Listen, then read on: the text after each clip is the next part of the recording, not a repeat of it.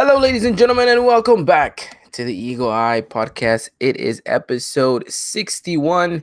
And boy, do we have so much to talk about. Do we have so much to break down? We have plenty and plenty of Club America news to talk about, Club America games. Of course, we'll be talking about the Necaxa loss. We'll be talking about that Monterrey draw. Not Monterrey, excuse me, Morelia draw. Mhm. And yeah, we got plenty and plenty to talk about. So without further ado, let me introduce my co-host for tonight, Mr. Christian Rosendo. Christian, how are we doing? Doing pretty good. Like I was telling you earlier, went through a couple of red lights just to be here on time. But excited to get the show going. Of course, always appreciate the dedication, always putting yourself on the line to get here on time. Much appreciated. And of course, yeah, it's been a pretty bad week in general for football for us. Obviously, if we're just talking about America's sakes, it's been quite tough. How you dealing with it? Yeah, I'd rather not talk about it, to be honest. Well, you're in the wrong area because we're going to be talking about it a lot. This whole show true. is breaking it down, talking about it, answering questions as to why and how, and exactly what's going on in Coapa that America is looking so terrible these past couple of games. And we'll break it down and we'll get things going as always. But for those of you wondering and asking, where is Mr. Cowboy Dan? Unfortunately, he could not make it to the podcast as he is at the DMV right now, renewing his bull riding license. So that's actually quite vigorous. So he might be in the DMV for quite some time. I'm not so sure if he had to bring his own bull or not, but we'll get more confirmation on that as the podcast goes. So, Christian, anything you wanna address before we get started? No, I think we're good. Just yeah, America's pissing me off too. That's one way to put it. Of course, everyone get live on the chat. We always love to interact and see what you guys have to say about America. Of course, everyone will most likely have something to say because it's been just that type of week. So, well, without further ado, let's jump into the mess that is America. Of course, so much has gone wrong. So much has gone kind of upside down within the past couple of weeks. I mean, could it be fair to say that this was coming? I mean, you had one pretty good result against Lobos WAP, but before that, you had some pretty terrible results. You weren't playing your best football, and you gentlemen said it yourself last week when you broke down the Lobos WAP game. It wasn't even the most perfect matchup in all honesty. Even though we walked away with 3 points, 3 goals, it still didn't look like it was the best. And then it kind of showcased against Morelia, and it definitely showcased against Necaxa. Yeah, I think was it coming? I guess it's fair to say that. I mean, let's revisit. We got outplayed by Leon. Pumas, I think, played better than us in our loss to them. The lowest WAP game, we only played good the second half, in my opinion. The first half was disastrous. Same goes with the Pachuca game. We had a awful first half, and then picked it up in the second half. And then the Morelia game, I mean, what can we say? I think that game was the game that me and Dylan thought that if America really wanted to, start cementing themselves as a good contender for the title, that was the game they had to get things going, show the league that, listen, we might have a couple slip-ups here and there, but, we're still here and we're still going to contend. Judging by that game, I really, if I'm a fan of another team, and I look at that America, I'm like, yeah, listen, guys, I don't think we should worry about them too much. I mean, they haven't picked up form yet, and we just haven't, and they showed in that game, and they showed against Necaxa as well.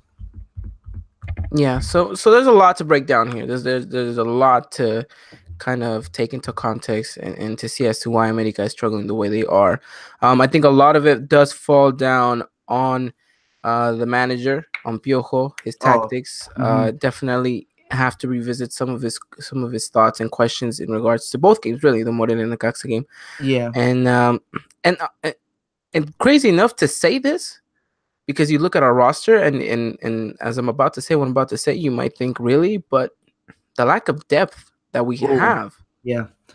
It's funny how you bring up the tactics, because I remember a couple of podcasts ago, might have been the last one actually. I actually praised Piojo and his tactics in that Pachuca game. We were down at halftime, and he needed to do something in order for us to get more offensive chances and get more goals. And you know what he did? He brought out the line of 3, and then from then forward we proceeded to win the game 5-2. I said that Piojo got that one right, and these last two games, Piojo hasn't gotten it wrong.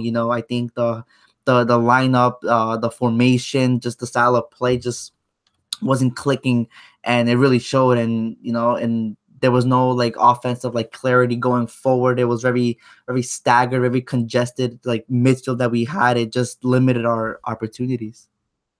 So let's go this game by game, because I think excuse me, I think the issue grows as the game progresses, both in Morelia and in the Necaxa game.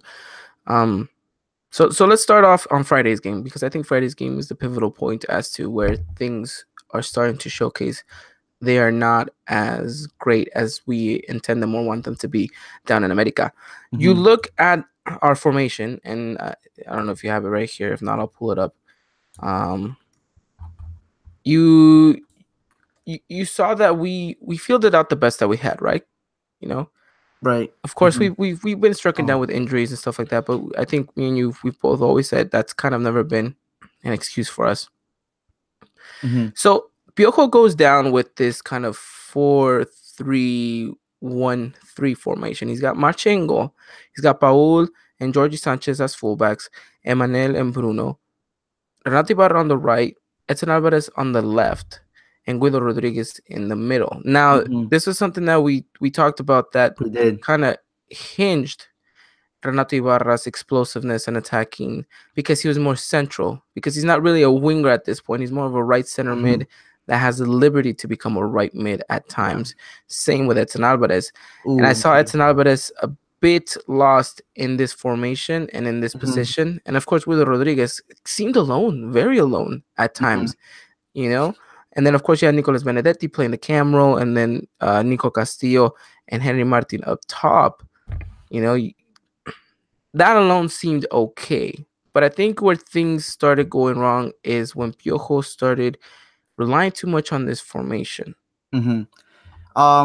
Yeah, I completely agree. Especially, I think it was last podcast I said I wasn't really too happy with this lineup, only because of that left side, Edson Alvarez and Jorge Sanchez side. If you saw throughout the whole game, Jorge Sanchez was getting literally bombarded by Morelia players.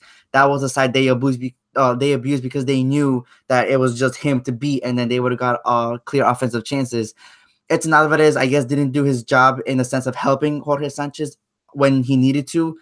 Also, he's kind of slow, Alvarez, and their winger, I think his name was Rey Sandoval, if I'm not mistaken.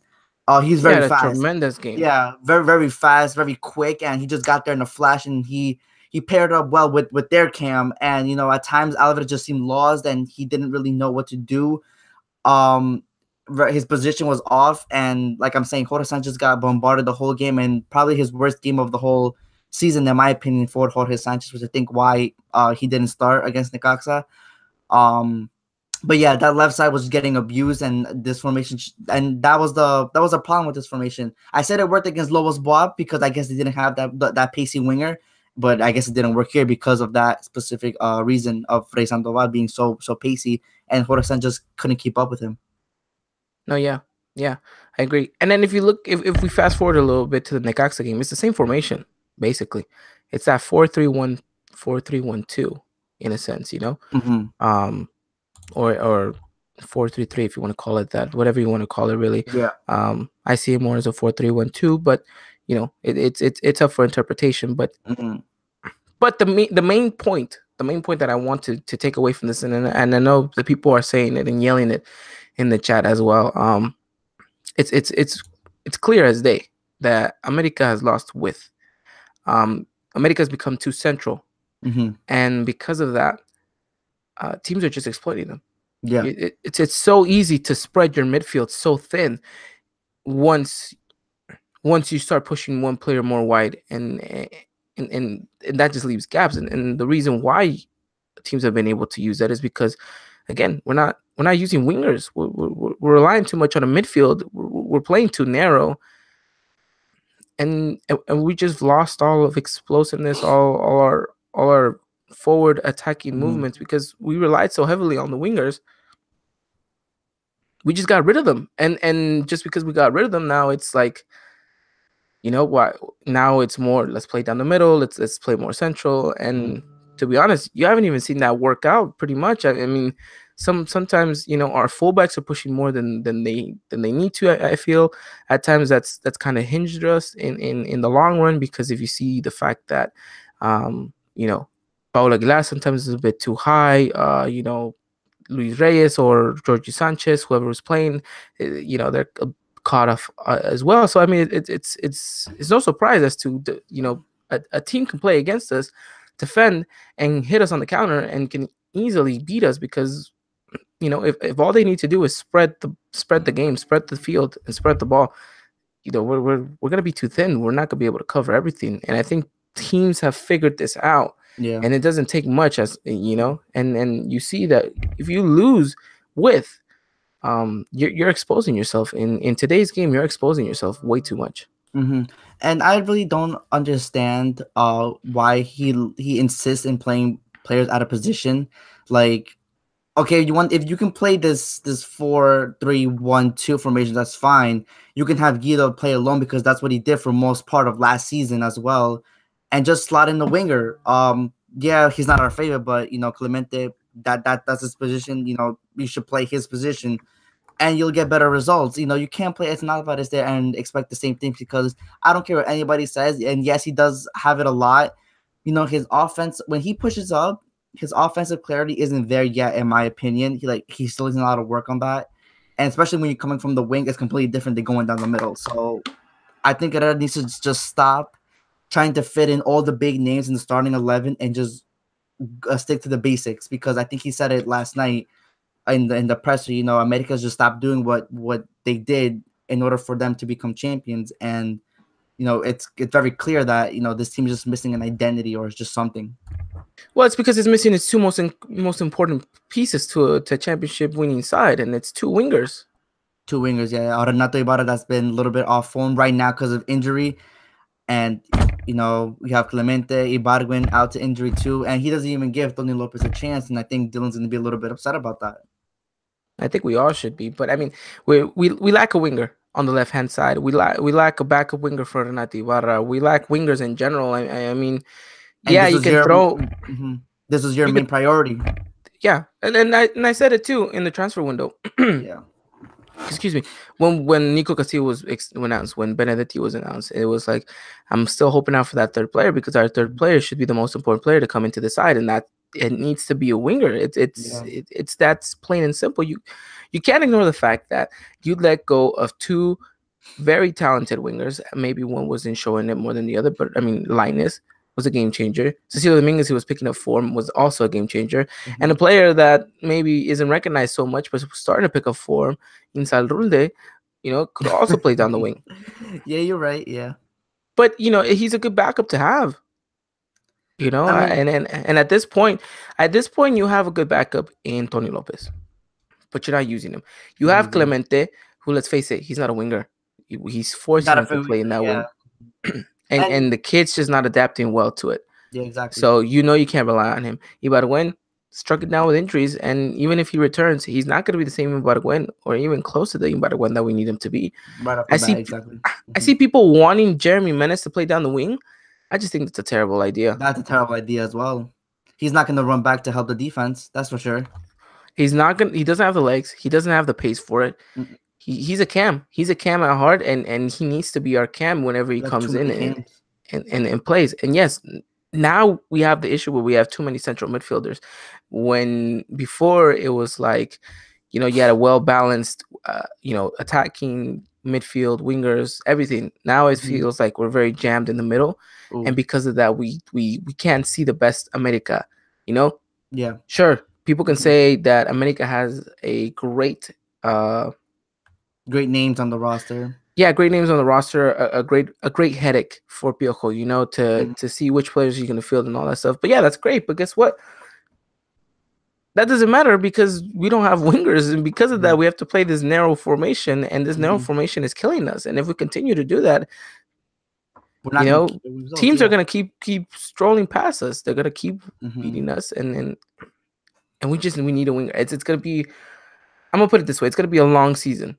It's going to be a real long season without our wingers at at at 100%, because if you don't have Ibarra going, and if you're not willing to give Tony Lopez the chance, let me tell you, it's gonna be tough, because I mean you could stick Mhm. Mateus Uribe, like I said, in the right midfield, but yeah, even then, he's not been in game rhythm for a while. He's not 100%. And you can't even stick him there because that's not the Ibarra's position.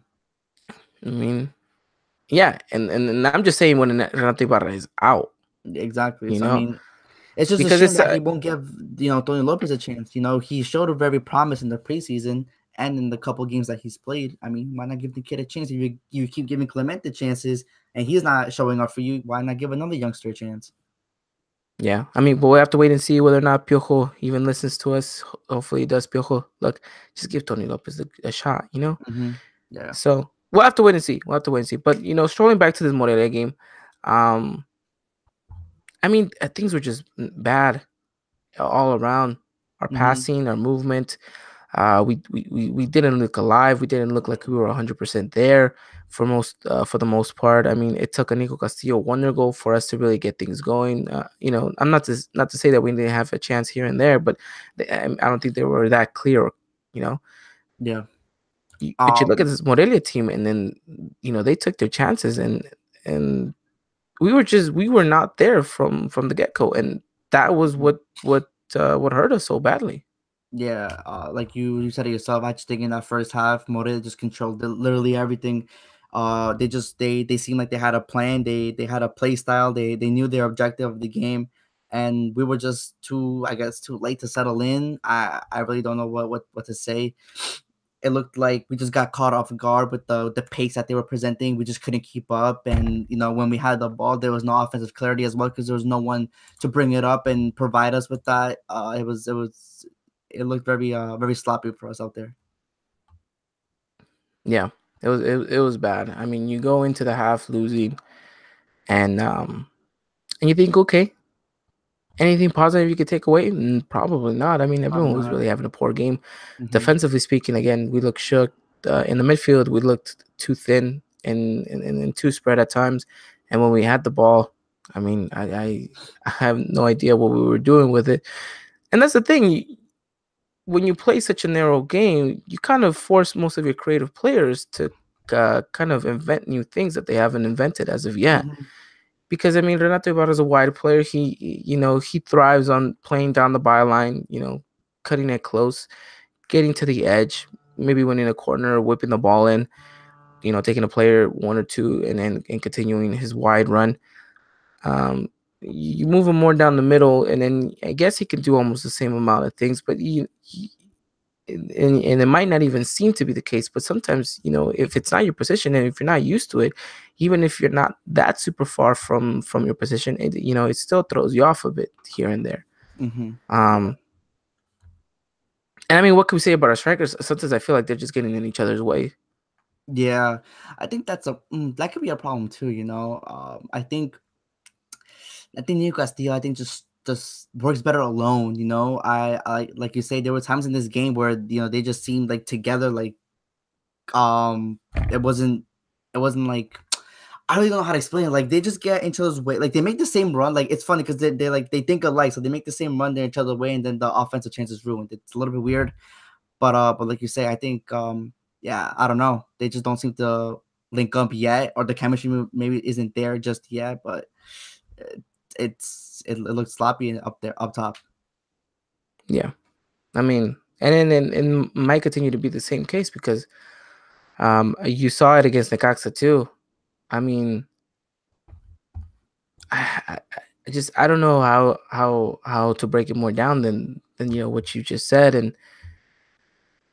thinking back at everything. Can we really say Nico Castillo is really making an impact on this team? I know he scored a wonderful goal, but um you take into context everything else he's doing throughout the whole 90 minutes of each game. And can you really say Nico is being that lethal striker we need him to be? As of right now, like it's not fair to say no because without his goal in the Morelia game, the comeback wouldn't have been possible. because I think that obviously that started the whole thing. It got the team routed up. Okay, let's do this. Like we're in the game now. Let's just go for it. Um, but there were times in the Necaxa game where everyone just seemed so out of position that you actually saw, and we'll talk about this more later when we review the Necaxa game. He's your central attacker, central forward. He's supposed to be in the box receiving balls. Meanwhile, he's past the midfield, literally in our defensive side, like trying to get balls because the balls aren't getting to him. Like, yes, you're right. He hasn't been as clinical as we want him to be in important moments, but also the ball's just not getting to him. And you have to blame the people around him as well. You have to blame in this case, I guess your Cordova or your Benedetti or whoever else was in the midfield yesterday, or your Mateo Suriba or your Jeremy Menez. You got to get the ball to your striker for him to score. No. Yeah, yeah. But sometimes do I feel like he's too isolated because of everyone else around him? That could be. I mean, you also have a Henry Martin that just likes to take every single ball now because he's feeling he's in form. He's gonna take every chance he gets, and maybe the balls go through him more than Nico Castillo. Maybe that could be it too. Yeah. I feel like there's a lot of pieces to this America puzzle, and Piojo has yet to put them all in the right place.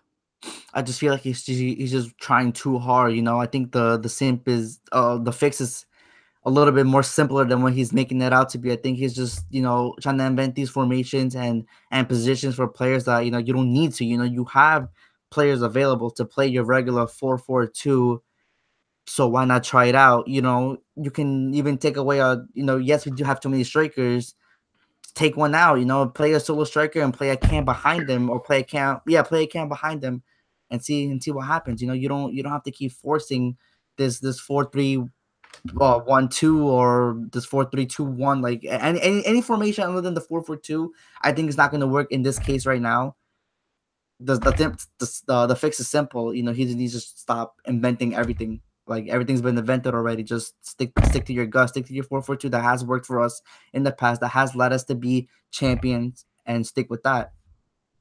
But the issue at hand is that we don't have wingers, and for that 4-4-2, we need wingers. Right, but we had wingers in the Monarchs game. We had Renato Ibarra there.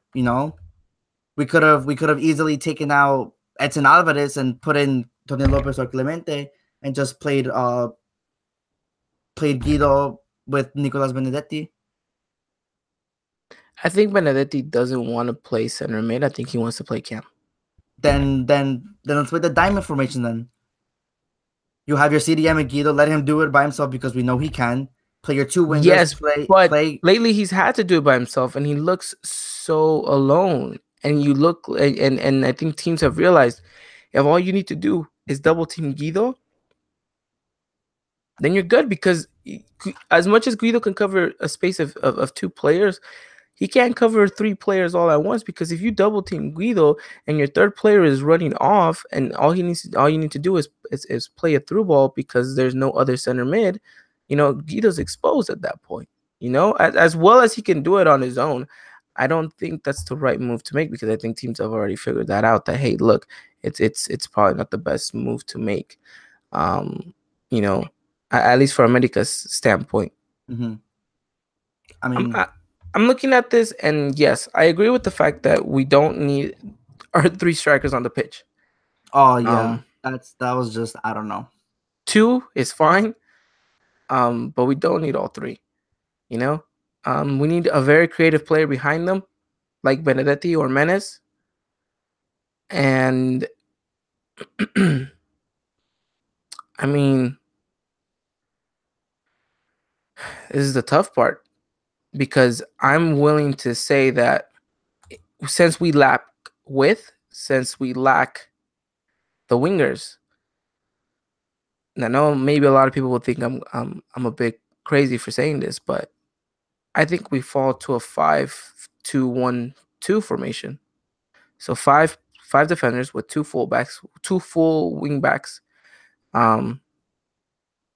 Paul Aguilar and Jorge Sanchez, who we both know are very good at going forward. And then you have your 3 center mids, your 3 center backs, which is going to be Edson, Bruno, and Aguilera. and then your two midfielders, which is going to be Guido Rodriguez and Mateus Uribe. Okay. And I think that's the only answer we have at this point because we don't have wingers. The only winger that was working for us seems to be injured, Renato Ibarra. I know it's not something too serious, and he might be back pretty soon. But to be honest, what I'd like to see against Puebla, I'd like to see that back five with the two midfielders, Benedetti as the cam, and two strikers. And I think that gets the job done because Seems you're not interesting. losing width, right? Because you're still gaining that width with your fullbacks, Hmm. with your wingbacks, excuse me, and you're not exposing your defense when your wingbacks go up because you have Guido dropping in whenever they do attack us, meaning you're kind of defending with four players already. Hmm. So when you look at it in that aspect, defensively speaking, you're fine. Offensively speaking, you should be fine as well. Because even if you're still trying to play down the middle, you still have your options going wide, both Georgie and Paul. I think, at least for me, seeing the players that we have right now, the roster that we have right now, and in the situation that we find ourselves, I think that America needs to play with that back five. I don't know what you think, Christian. I'm gonna Mm, hear your thoughts right now. I want people in the chat to let me know what would you guys think of a five at the back formation, and then let us know as well. And if you're listening on iTunes or SoundCloud, tweet at us. Is a back five something that America should consider, seeing as how we still gain width with our wingbacks, but yet we still can play down the middle if we choose to. the thing with the back five is, I feel like our squad is way too offensive orientated that adding that extra defender limits us offensively in a way because you're leaving on the bench players like starting players. Actually, you know what? Slot him there. Him Uribe. So you would take out Renato Ibarra then? Mm-hmm. You would put Renato Ibarra on the bench? Mm-hmm. Because look, if it doesn't work, it's a simple switch. It's take Benedetti out if he's not creative, and then you slot, and then you turn into, instead of a 2-1, it's a full three. Yeah, but you're basically playing the same formation that we did against Monarcas, and that formation doesn't work But for us. you have fullbacks, I mean wingbacks at this point that are offering you width. Right, but that's the same thing. You still have you're still playing Edson Alvarez in a left mid position sort of. No, Edson's still in the center back spot. So you're playing Mateus Uribe out wide. Yeah, okay, look, watch. It's five. You leaving Renato on the bench, right?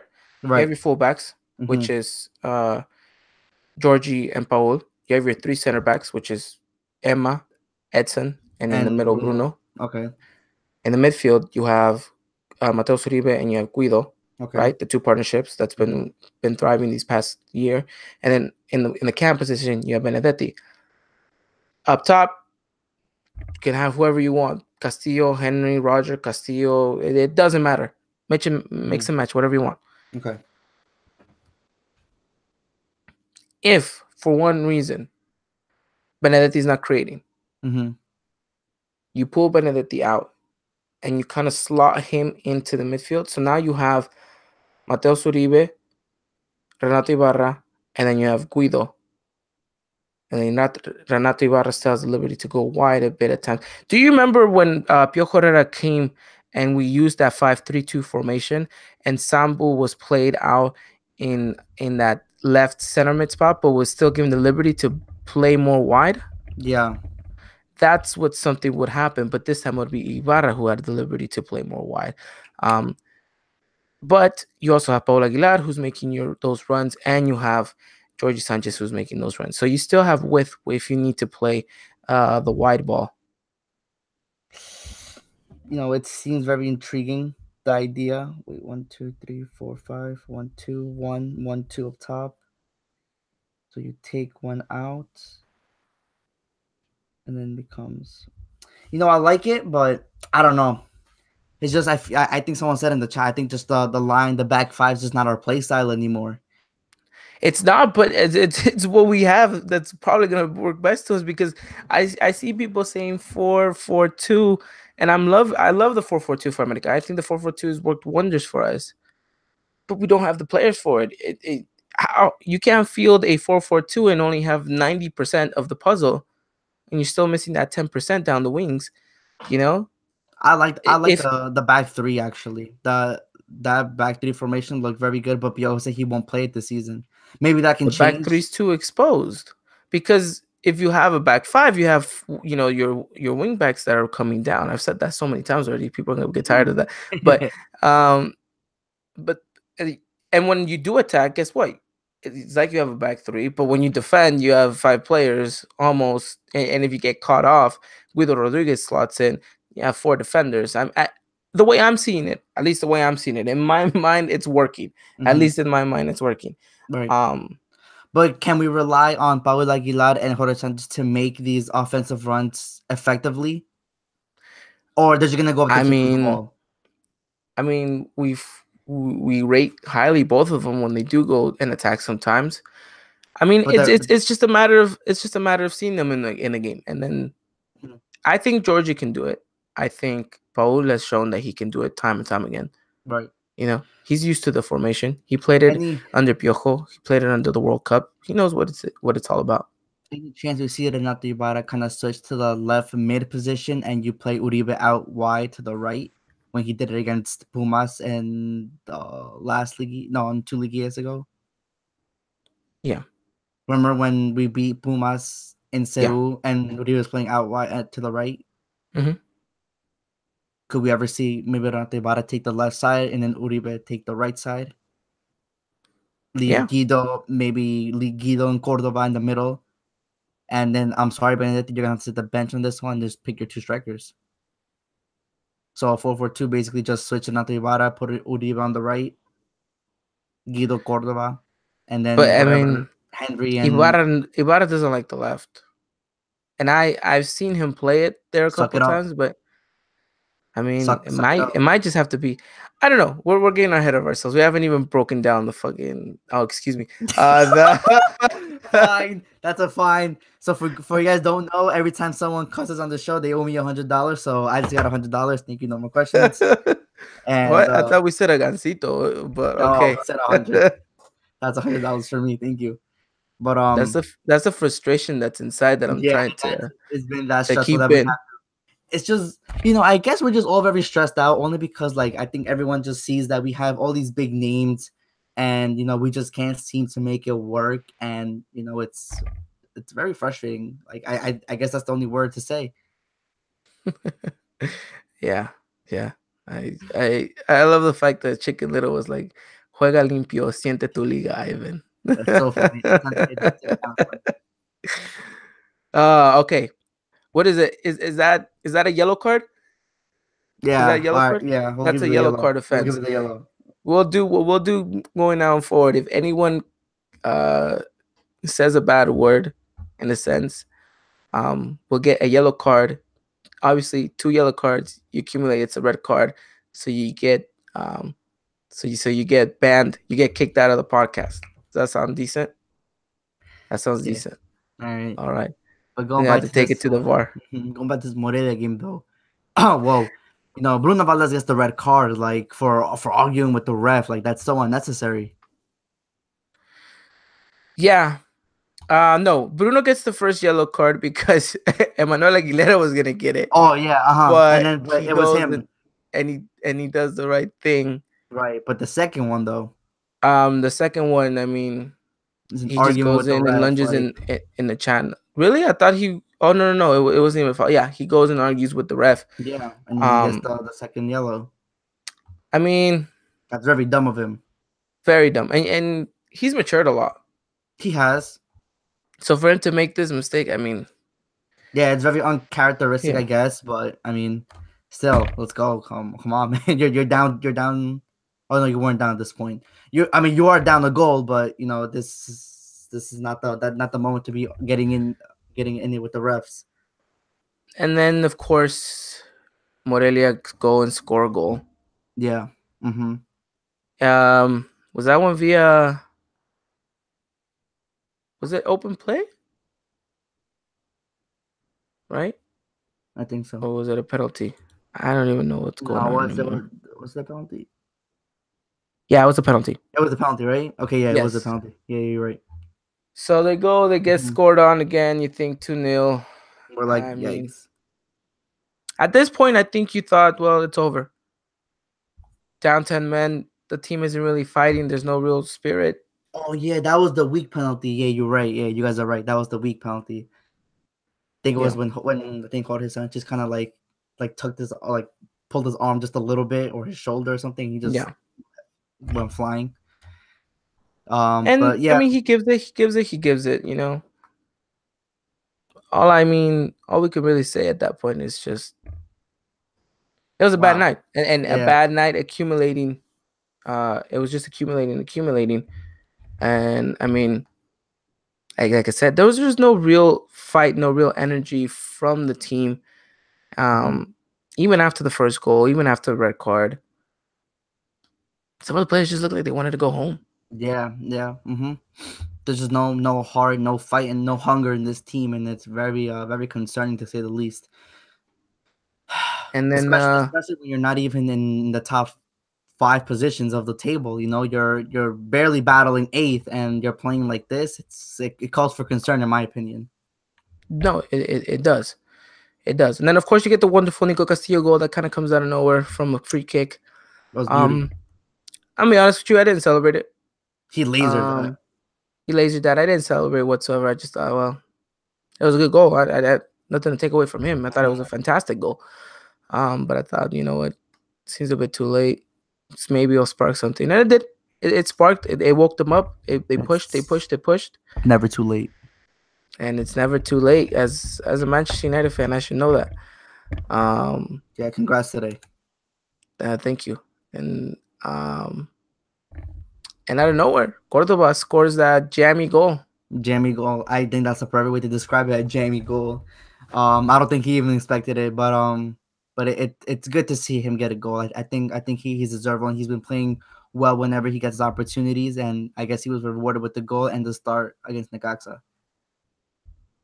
Yeah, and I think it's a perfect segue. And because the Morelia game's in 2-2. It is what it is. You thought terrible night. We got to pick it up against Necaxa. Yeah, So now let's move on to the Necaxa game. Necaxa game time, and you and we thought, have even more formation troubles, more lineup troubles. okay, Noronata Ibarra, understandable. He's injured, so you put in Yeah, Cordoba, you put in Benedetti on the midfield, and you slot in your three attackers, which is maybe not the best idea. Probably, I don't know. And you think, okay, we start off the game right.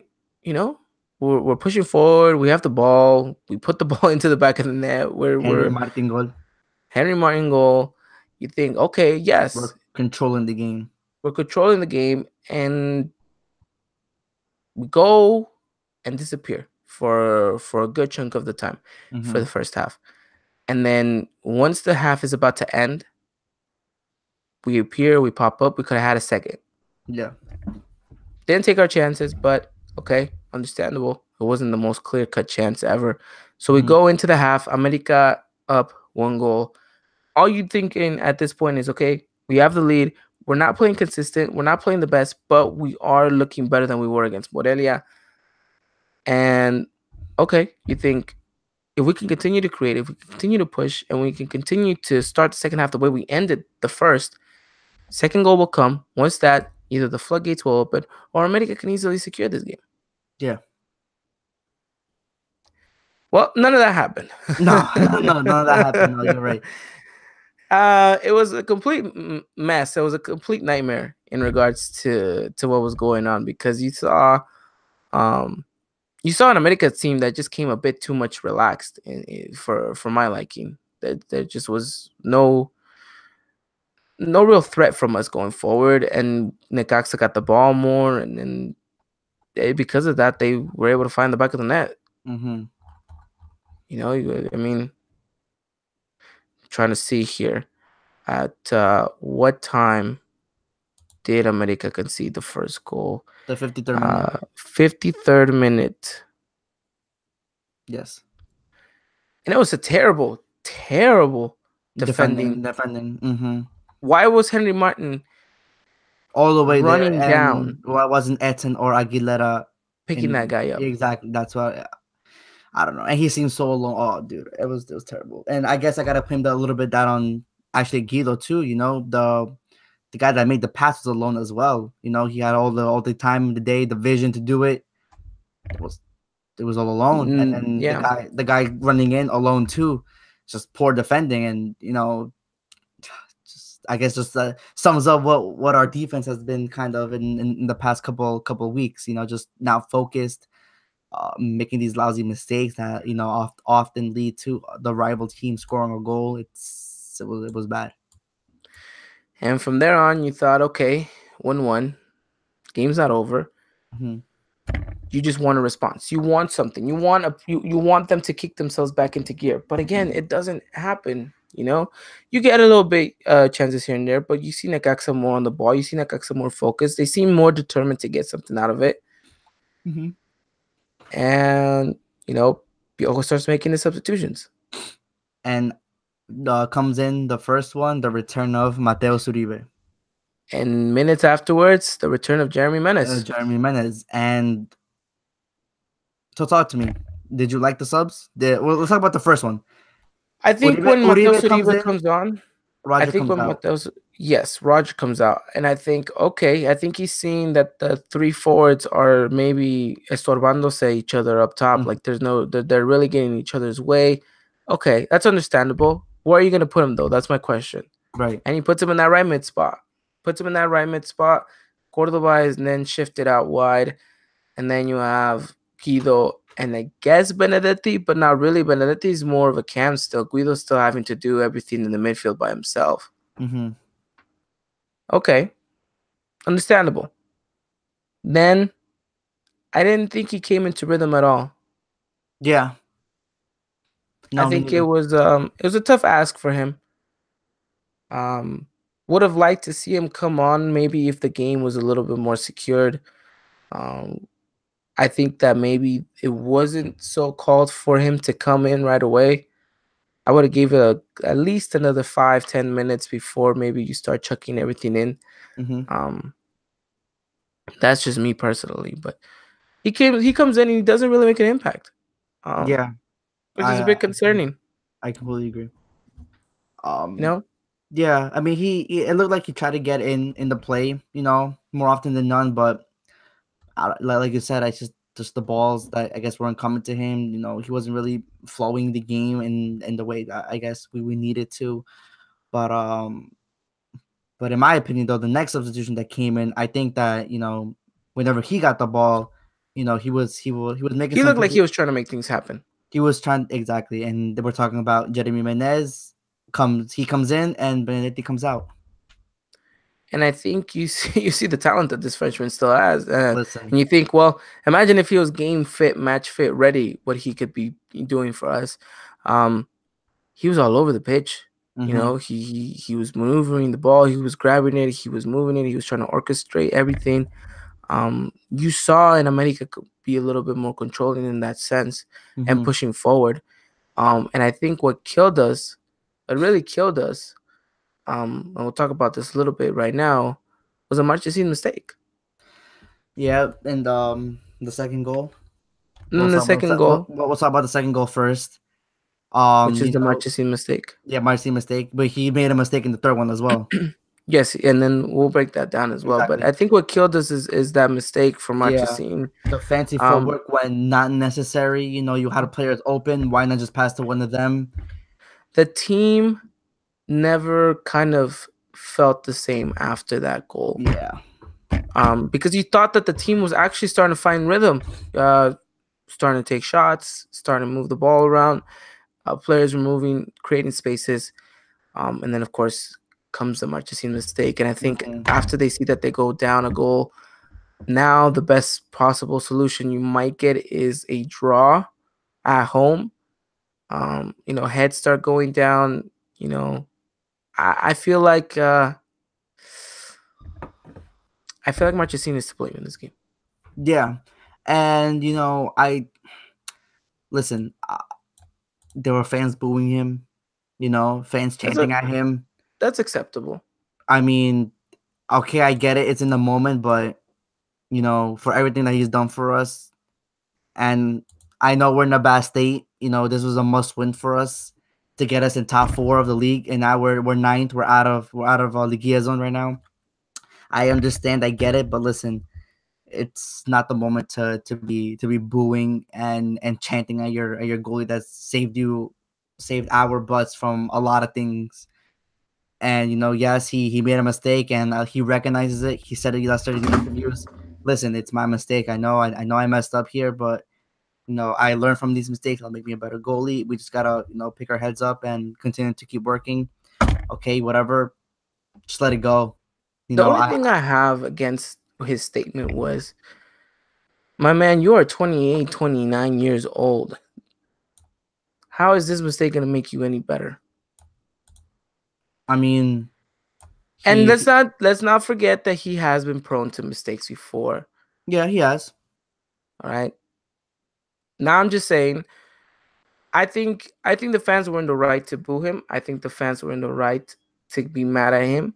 I'm not saying carry this over to the next game. I'm saying, yes, let him hear it. Let him have a hard week, because we trash Henry so much because of mistakes here and there. We go up against players and this and that.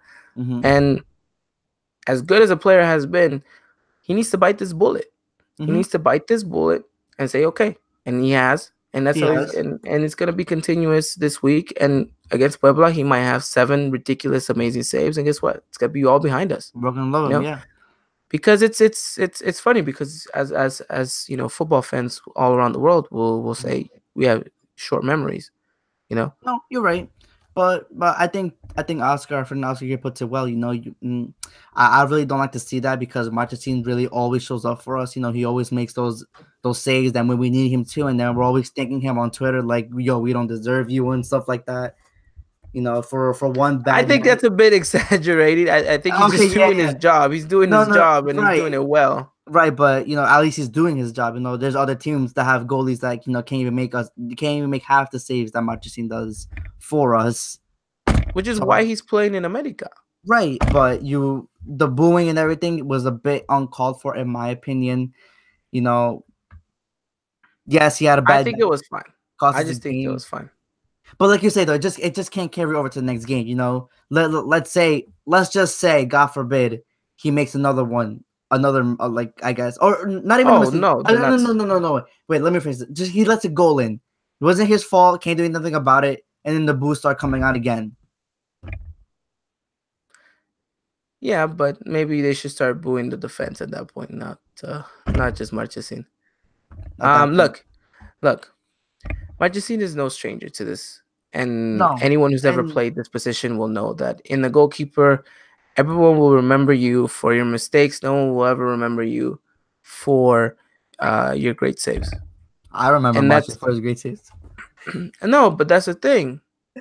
Marchesín was making amazing saves in Santos, but when he came to America and he started making mistakes left, right, and center, Mm-hmm. everyone was criticizing him. Oh, remember the first game against Toluca? He let two Yes. golazos in, and everyone was hating him already. Look, in a position like that, you're always going to get called out. You're always going to be in tough positions. And if you get scored on, and sometimes, I'm going to be quite frank, people that don't know the position, people that don't understand the goalkeeper position will say, well, you should have gotten that. You should have saved that. When in theory, he did all he could at that point, but people are still gonna crucify him for it, because that's just the way it is. That's the position. That's your only job title is keep the ball from going in.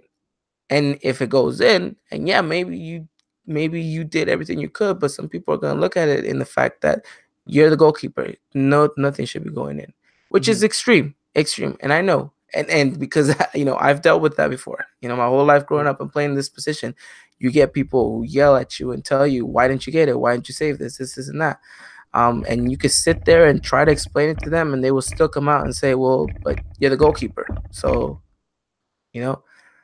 And Marchesi knows this. And Yeah. if he gets scored on against Puebla, people will boo him, maybe boo they won't, but he will be under scrutiny. Mm-hmm. Um, and that's when he needs the backing of his defense, of his team, to really get him through this game. If he walks away with a clean sheet, guess what? We don't talk about this ever again. Exactly. So let's just hope for, I guess, the best. We'll have to wait and see. But Yeah. Marchesín, of course, uh, costing us that goal. And I think after that, the America was just never the same. We were taking No. chances, but things weren't really looking good.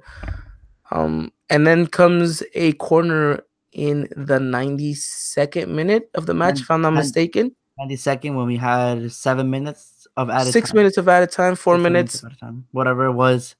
I don't know why he's going up, to be honest. I really don't know why he's going up.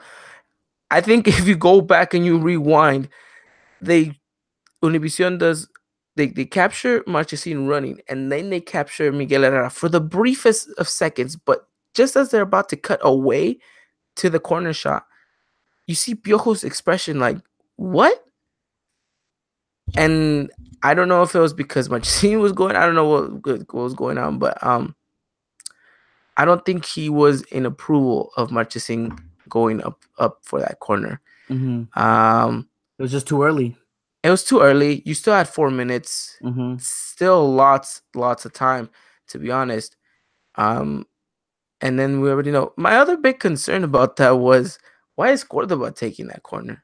Oh, Why here you isn't go. Menes taking it? Why isn't And Oribe taking it? there you go. There you go. Why? Why is Cordoba taking that corner? It's not. Look. I get it. The kid had a good game, but it's not like he wowed us with his crossing abilities. Mm-hmm.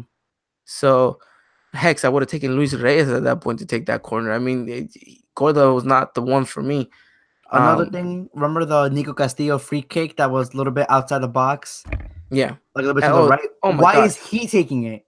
Yes. Why is he taking it? You have literally the best passer, I guess, on our team in Menez, and you have Nico taking the free kick. Like, how does that It make it, sense? You have your it number doesn't. 9 taking the free kick. I mean, Makes no sense. so Cordoba takes in the corner. It's terrible, by the way. Terrible corner. Absolutely drifts. Look, he doesn't even bend it towards the Mm-hmm. goal. He bends it out wide. Uh, the Necaxa defense does enough. Passes it over to Brian Fernandez. At that point, I'm just yelling, Luis Reyes, take one for the team, my guy, and Yeah, just foul him. get the yellow. Don't matter at this point. Doesn't do it either. And because of that, well, Brian Fernandez is able to pass it through to his I forget the guy's name. Calderon. Calderon. Calderon finds an empty net. And you see, this is what frustrated me the most. You see Marchesín Just jogging jogging. back. Not even running, jogging back. He's not sprinting. He's not hustling. He's not, he's not just boom, boom, boom, running and sprinting down. And that's what got me so mad. It was the fact that you're not sprinting. You are not running. As a goalkeeper, you know that you have compromised your whole entire team by Mhm. going up. And if you did not get that ball, the moment he saw that he didn't get that ball, he should have booked it down to his Literally goal. jet it back down. You don't run at all. You have the pace, the stamina to go get back there. Get back there. Why are you jogging? It makes no sense. In my mind, the only way, the only thing I could think of that he was jogging back was that we were gonna get it back and we were gonna get another chance at a cross in, and he wanted to be there. That's literally the only reason why. But even then, he was still at the midfield when that play was happening. So even if that were to happen, he wouldn't have made it in time for the cross either way. So Yeah, two terrible mistakes by him. it was just Cost really us the bad. match. Yeah. Probably because words Um, came out in America jersey in a while, yeah, in a while. probably. Um, Um, 3-1. What more can so you say? 3-1. It's terrible, frustrating. This it was just the cherry on top for my night because a certain team got got They got got pummeled. got humiliated in their own home by some little kids from Holland, and it was just a cherry on top for me at that point. But yeah, it was a terrible night for America. Really needed this win. Would have put us in fourth behind Monterrey, Tigres, and Leon, and now we're sitting ninth. We're 1 point away from Santos, and we're tied with Puebla and Lobos Buap. Um, so Look, yeah, we need to start picking up points because at this point we should be worried. But aside from that,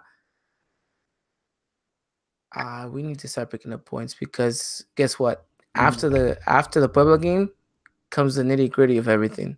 Yeah, and that's Um, what's it's crunch time.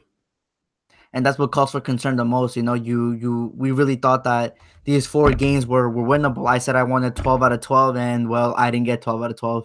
I mean, we'll still gotta wait for Saturday, but I'm still not gonna get 12 out of 12. But we needed these 4 games to really pick up our play style, our identity. The way we want to play going forward in the rest of the tournament, the season. I meant, sorry. And right now we just don't have that. We lack literally everything from goalkeeping. I have to say, from goalkeeping all the way to offense, we lack literally everything. And I don't know, man. If we don't really put a stellar 9 out of 10, 10 out of 10 performance against Puebla, I'm gonna find it extremely difficult for us to beat Chivas in the both games. I mean, excuse me. We have a lot that we need to work on. Yeah, Um, and this fix is not gonna happen overnight. it's We not. have to be we have to be realistic with everything that we're doing. Uh, we're missing, pieces. We're missing, players due to injuries, due to the fact that we don't have them at our disposal, because we don't have wingers. I mean, we have so much going wrong at the moment, and I really hope that I really hope Yoho can find it. You know, Yeah. um, and that's what he's getting paid for. That's his job. He needs to go and completely get this one right. hmm and you really like Piojo. I think Dylan likes him too. He's done a lot of good things for us, especially last season. Oh, this I really don't want to start getting into this conversation, but is there a moment where we think this team is just too much for him?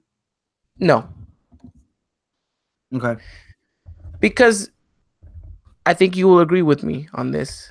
Is he's starting to build his team again, Right. and this is and you know that he's finishing his team in the summer. This is Okay. not his complete team. It's not, but he And has look, some very interesting names here. he has some very interesting names, but he's missing players. He's missing players. I promise you, if you go and have a one-on-one with Piojo and tell him, Piojo, are you 100% content with this squad you have right now? I promise you, he says no. No, I agree. Because there's players there that I know he wants to get rid of, and there's players that he wants to bring in. Mm-hmm. You know, we'll have to wait and see what happens, but he does have a very good squad. Yeah, That we cannot deny. that we can't deny. It's just up to him to find out the How to make combination, it work. how to make it It's as work. simple as that. Yeah. And I really don't want to be that guy, but we have the squad. We have all the potential in the world to repeat champions this season. But I think, I honestly think our season is made in the next 2 weeks. The game on Saturday and the two Clásicos on next week. If we can show up in all 3 games, advance in the Copa MX, have a good performance against Chivas in the league. I think this will give the team a lot of confidence, a lot of morale boost, and just, I guess, that sense that that they can do it despite the bad month that they've had. Yeah. I think you're right in that aspect that we have the right team, and it's about to be crunch time. It's definitely crunch time, in my opinion. This next 2 weeks will, in my opinion, make or break our season, because guess what? Right after Chivas, we have Tigres. Yeah. So It's if not gonna get any easier than that. if we're not gonna pick it up now, then might as well just not even make it to Liga, in my opinion, because I don't feel like getting embarrassed again in an elimination situation. It's just my little heart can't take it anymore. So that sums up the terrible week we've had as those who follow America, cover America, and of course, uh, feel the colors and the passion for America as much as you guys do, the listeners.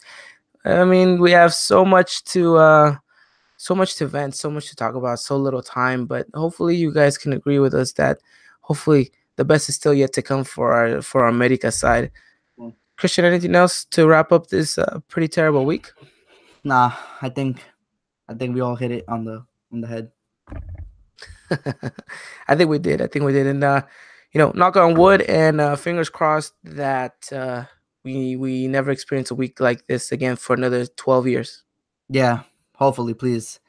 I can. Between everyone losing, literally not catching a break, not even right now. I think life just throws you these kind of curveballs Yeah, in I mean, sports and everything, and in life in general. So, it's been a while. It's been a while. yeah.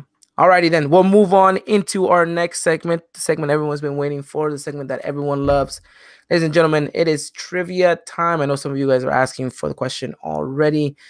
As always, if you guys are listening on SoundCloud, iTunes, or Spotify, we do urge you to come join us in a live show so you guys can come get some sweet points. Follow us on Twitter at Eagle Eye Podcast, because that means you guys can enter a chance for those damn, I don't even know what I'm saying. You can enter in for a chance at trivia as well through there when Christian posts the trivia questions on there. So make sure you guys do follow us and keep a close eye on that, because we're definitely trying to get you guys going on that. Dylan, Christian, Wow. Chris, my bad. Christian, take it away. Let these people know what today's question is. Sure. Tonight's question is: name the last two players to use the number 23 on Club America. The last two players to The use the number last two players. 23? Mhm. Yo, that's a tough one. Not even I know that one off the top of my head. So yeah, I mean, it's. I guess I should rephrase the question so people don't get confused. It's the current one right now, if you guys know it, and then the last one. Does that make sense? Yes, so the Okay. current and the last one. Okay. Yeah. Okay. I think I should just reword it then. Okay. Okay. So yeah, the current and the last player to use the number 23 on Club America. Is that link still good? Yeah. Okay. So here is your guys' link. Go and answer away and get your guys' questions. I mean, your answers in for this question. Get yourself some double points. Mm-hmm. So yeah, there you go. That's today's question. I mean, you did, and There there it you go. is. Well, that is trivia for you guys. How well is it going, man? Trivia's going pretty good. You know, responses literally every week are growing. No, I think at this point, I think we've already exceeded the number of participants from last season, which is great to hear. Oh, that is And phenomenal. you know, we have a meeting today, all of us, and I think I'm gonna bring up a prize because we still haven't announced a prize, and I think people would love to know what they're playing for. I think so. Yeah, Mhm. I definitely think so. So we'll try to get that information out um as soon as possible when we have the chance. Standings will be out tomorrow. Mm-hmm. Finally, standings will finally be out tomorrow. I'm gonna push literally everything I have, push it aside, and just work on standings tomorrow. So that'll be out tomorrow. Look out on Twitter at Eagle Eye Podcast and see how you're doing. And yeah, there you go. That's trivia for tonight. I'm thirsty. Awesome. Well, while you go get some water, we have an announcement to make. I promised you guys an announcement last week in regards to a FIFA 19 tournament. And for those of you who are listening via iCloud, sorry, not iCloud, iTunes, SoundCloud, and Spotify, can't even get my wording right. We have put a poll on our Twitter page. Are you interested in an EA Sports FIFA 19 tournament amongst our community? For right now, as the voting stands, 42 people have voted with 2 days left. That's right, we're giving people like about a 3-day cushion to come and vote. It looks like 93% have said yes, let's do this. 7% have said no, they'll pass. So, by the looks of it, we might just be getting this tournament going. If you guys haven't done so, go down there and check in and vote yes, and also comment your preferred console, Xbox, PS4. If you have both, let us know both. So it's crazy. It's crazy. I'll give you guys a little preview of exactly what we have in mind for this. I'm still yet to finalize everything, but it will be centered around America, and it will be centered, and you will have some rules and regulations in regards to your squad, how you can build it, and exactly what players you can use, what players you can't. You'll have a certain limit to how many players you can use outside of the America team. So it's going to be great. I think it's going to be a great challenge. I'm really trying to make this fun and entertaining for all of us, and so that way we're not all just using one team, and we're not all using the same players. So we're going to see a lot of different versatile squads, which I think is going to be fun and entertaining. So it's gonna be fun. It's gonna be entertaining. You guys will have more of an official announcement come, um, excuse me, come I believe Saturday or Sunday. And for those of you on the PlayStation 2, I don't know how we're gonna do it, but we might just have to find a way. Um, but of course, we'll let you guys know. Follow us on Twitter. You guys will get a better understanding of it. If you guys also want to follow us on Instagram, we'll be putting information on there as well. Um, and yeah, we'll keep you guys posted on the podcast as well. So we're gonna try to get all of you guys to come and join. By the looks of it, we might just have enough to do both an Xbox and a PS4 tournament. So it's gonna be very similar to the Liga MX platform. The top 8 players will qualify to a Liga, and then from then on, you guys will already know how the procedure works. So as things stand, it looks like we're going through with this FIFA 19 tournament. I know I'll be participating in it. I know Christian will be participating in it. We're trying to see if Cowboy Dan is going to be participating in it as well.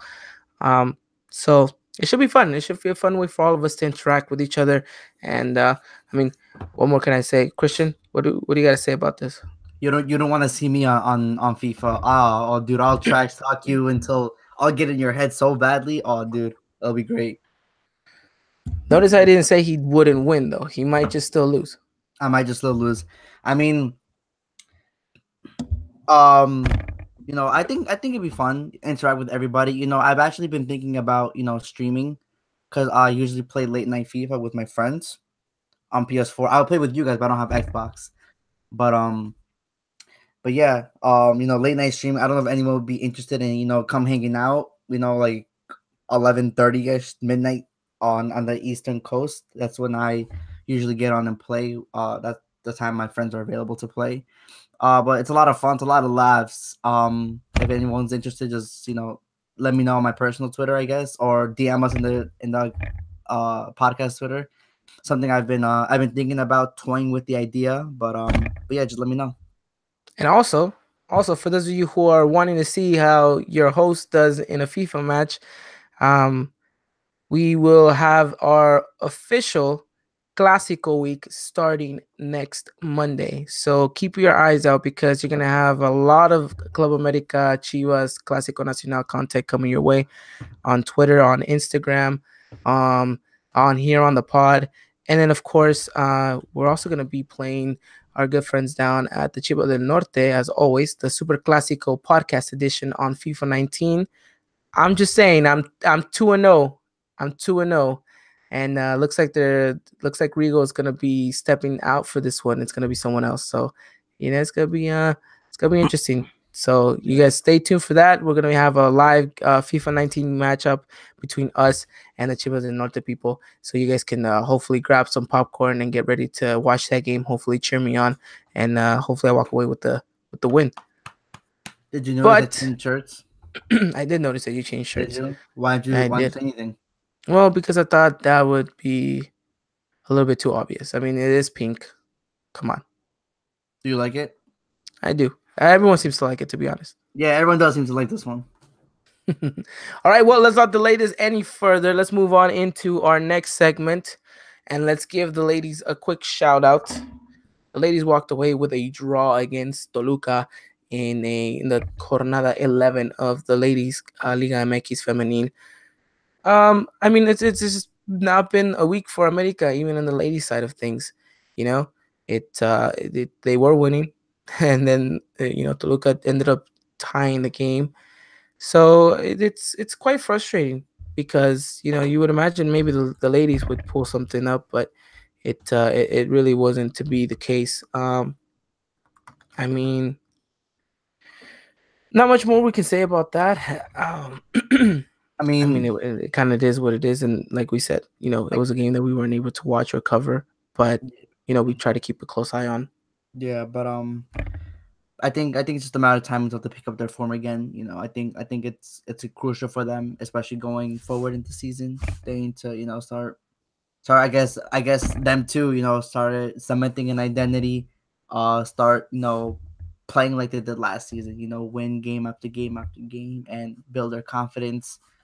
I think they can do it. They seem like a great group of girls, ladies that can like they could just match up to any task given. So yeah, it was a shame that they had to tie this one, but I think they'll be all right coming up. Yep. Well, the ladies' next game is against none other than Cruz Azul. Ooh, clásico Yeah, joven. Clásico Joven. Ladies will be at home. Game will be on Saturday at 10 a.m. Pacific time, 12 Central, 1 o'clock for you, Christian, down in the East Coast. That's going to be Saturday. Broadcasting most likely through Univision Deportes. Hopefully, So if you guys are hopefully in tune to that, we will have live coverage of that if that is the case. Of course, it's a Clásico, so the ladies, we are going to be right behind you. So, as always, Friday night going into Saturday morning, make sure you go on Twitter and you do the hashtag Lady Aguilas so they know that we're with them 100% of the way. Hopefully they pick up their form and hopefully they walk away with 3 points at home against a Clásico. Should be perfect. Should be exactly the pickup that they need. But I'll have to wait and see. yeah, no, yeah, yeah. I really hope that we can get enough coverage for that game as well because it should be a great one. It should be great. It should be fun too. So Oh, let's uh definitely. let's hope for the best. So ladies, we're with you, and hopefully we have more to talk about coming in next week's podcast in regards to your guys' performance. So Okay. hashtag Lady Aguilas. And with that said, we move on into our final segment of the show. We're gonna be previewing America versus Puebla. What more could we say? It's a must win game. It's a must win Oh, game. really must win. You have to come into this. It's at home. It's against a Puebla side. Yes, I'm not trying to bash on Puebla, but it's not the best Puebla side ever. What more No. could we want for a pick me up? I mean, I mean, it has to be a must win. Like you're saying, it's not a great Puebla side, but we're tied with them in points. They're right behind us and sitting in 10th position with 13 points. Um, their team was a little bit kind of like I guess Morelia in the sense they don't score a lot. They only have 8 goals this season. Have conceded 10. It's gonna be one of those scrappy games as well. Puebla, just is coming off a 1-0 victory over Querétaro. Before that, they tied 1-1 with Morelia. They actually tied with Monterrey. Um, so yeah, I mean, it's gonna be a scrappy game, that's for sure. But like you're saying, it's a must win. no, yeah, definitely a must win. So we'll have to wait and see. Um, So that game is at 5 p.m. Pacific time, 7 p.m. Central, 9, sorry, not 9, 8 Eastern time on Saturday at home at the Estadio Azteca. It's a must-win game for America. Mm-hmm. So let's talk about this and let's break it down. What does America need to do? Because I think it's gonna be interesting to see what formation we come out with after that little talk we had in the beginning of the show. So before that, Christian, give me your predicted lineup and then we'll go on from there. Sure. I'll have Marchesín in net. Paul Aguilera, Bruno Valdez, Emmanuel Aguilera, Jorge Sanchez, Renato Ibarra, Guido Rodriguez, Edson Alvarez, Clemente, and Henry and Nico Castillo up top. Now Paola Aguilar is suspended. Is he? He's picked up 6 yellow cards. Oh. So Jorge Sanchez on the right and Luis Reyes on the left. Okay. So then, formation-wise, what is it? 4-4-2. Just the 4-4-2. basics. Just the basics. Who's your left winger again? Clemente. Okay. Just have to go back to basics, and at this point. Alrighty. I agree. I won't change it. I won't move it for the sake of all of this. I won't move it. I won't change it. It's gonna be what it is. Yep. We'll leave it at that. Okay. So then, if we walk out with that formation, if we walk out with those players, what does America need to do to get 3 points? What do we need to see from them come Saturday? I honestly think we should just go back to the wing play. This is the game that Renato Ibarra needs to be the factor in creating the offensive change. When he gets in his offensive mode and starts dribbling, past the defenders 1, 2, and making a good pass, then that's when you really start to see this America just shine. One flaw that I think Renato Ibarra has is his crossing, and I always criticize him for this one. If he can get a good couple crosses into Nico and Henry, I just don't think that Puebla can stop us.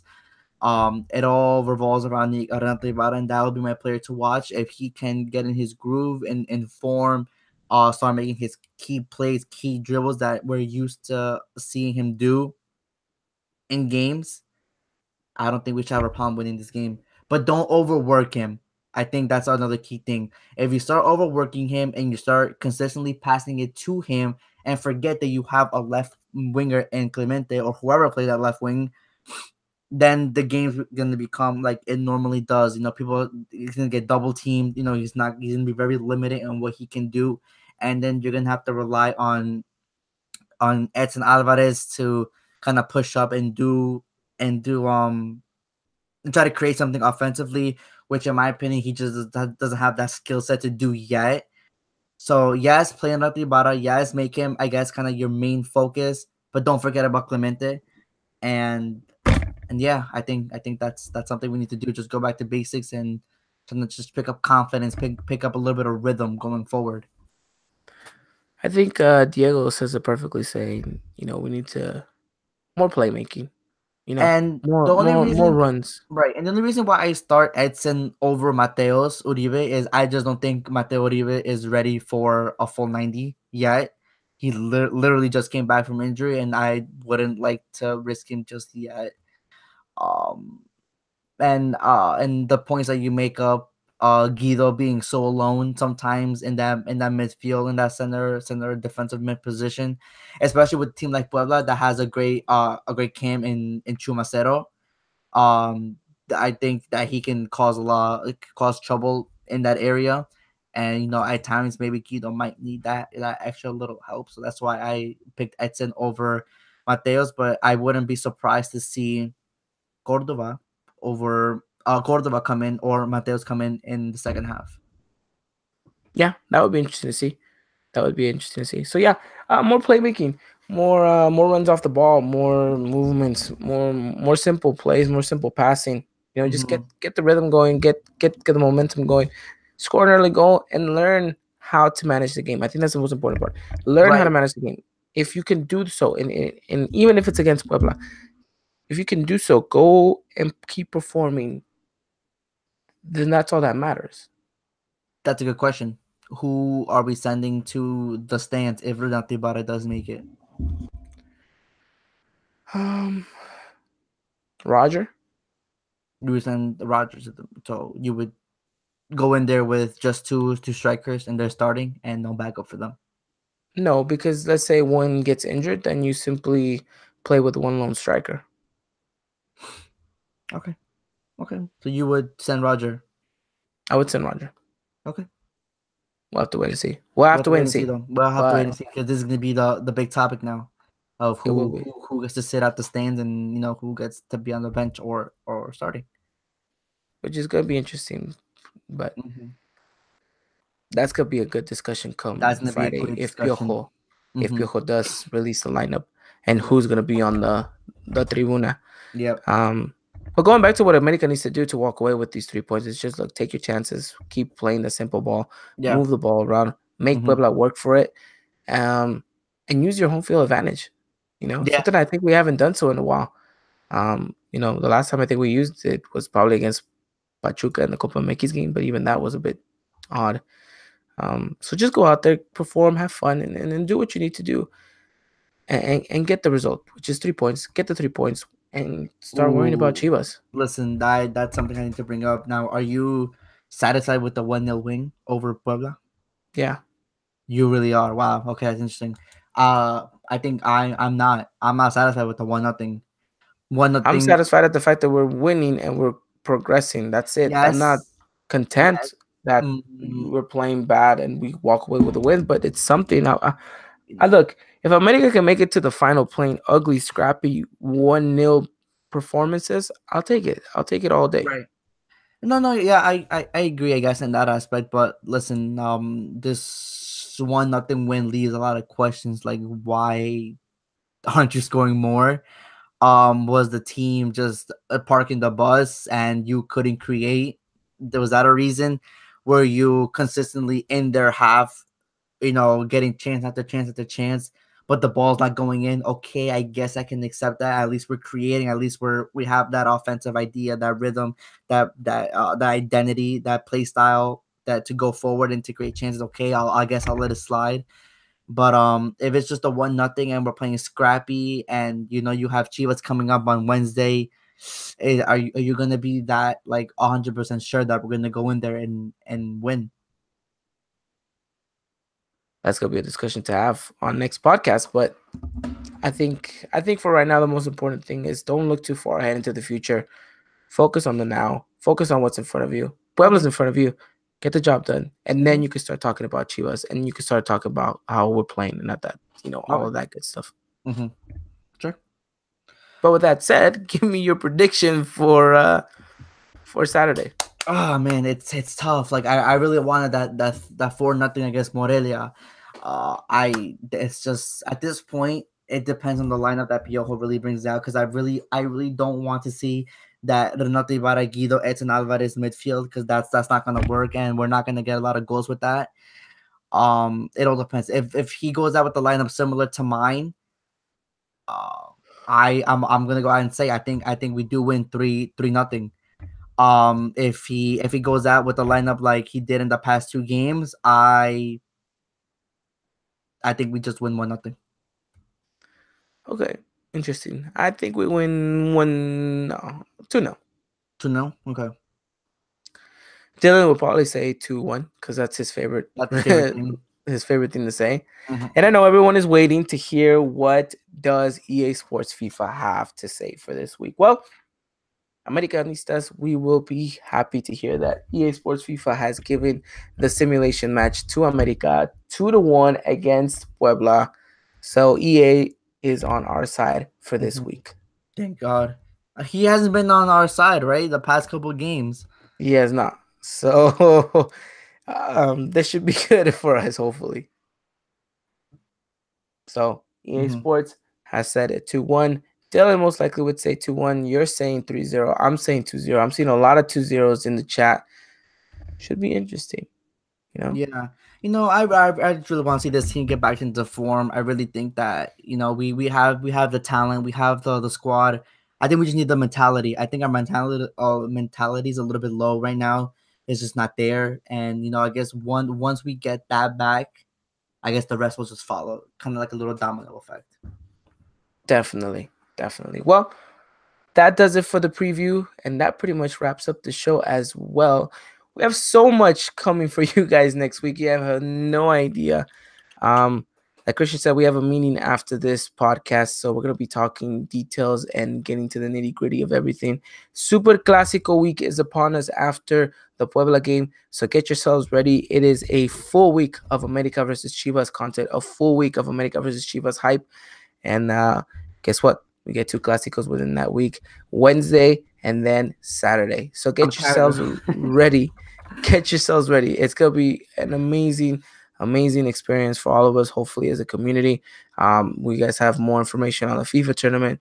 You guys have information about where you guys can watch that live stream between the Eagle Eye podcast versus the Chivas del Norte podcast. We're gonna have so much coming to you guys, so hopefully you guys are ready and excited. Make sure you follow us on Twitter at Eagle Eye Podcast. Same handle for Instagram at Eagle Eye Podcast. So make sure you guys follow us on there. Spotify, iTunes, SoundCloud, all that good stuff. You guys can always have us on the go. And well, what can we say? We're very excited to have you guys on board for what should be a pretty fun, entertaining Classical week. These past couple of Classicos we've been able to kind of cover have been interesting, have been fun, have been a great way for us to kind of get a one-on-one with you guys, and hopefully we can continue to do so. So let's get things going, and hopefully you guys have a wonderful night. You guys are ready and excited. Christian, anything else you want to say before we sign off? Yeah, just thank you everyone for joining us in today's show. Playing trivia really means a lot to us. Oh, sorry. Growing every single day. It's great to see, and I hope everyone's enjoying the content that we put out. And join us next week, and make sure to watch Saturday when we pick up the 3 points and we go into next week and defeat Chivas twice. So let's go, America. All right, all right. Well, the confidence is looming from Christian. Hopefully, the confidence is looming off of you guys as well. Well, we won't take any more time off of your guys' hand. As always, have a wonderful night. For you, my friend Carlos, when's the next watch party? Most likely will be next month. We'll let you guys know exactly when all of that will happen. But again, follow us on Twitter. We'll have all that up to date. So, from me, from Christian, from Cowboy Dan, who's still probably at the DMV trying to renew that bull riding license. Thank you so much, and we'll see you guys there very, very soon. As always, Arriba America. Let's get those 3 points Saturday, and have yourselves a wonderful night. Good night. See you guys soon. Bye, guys.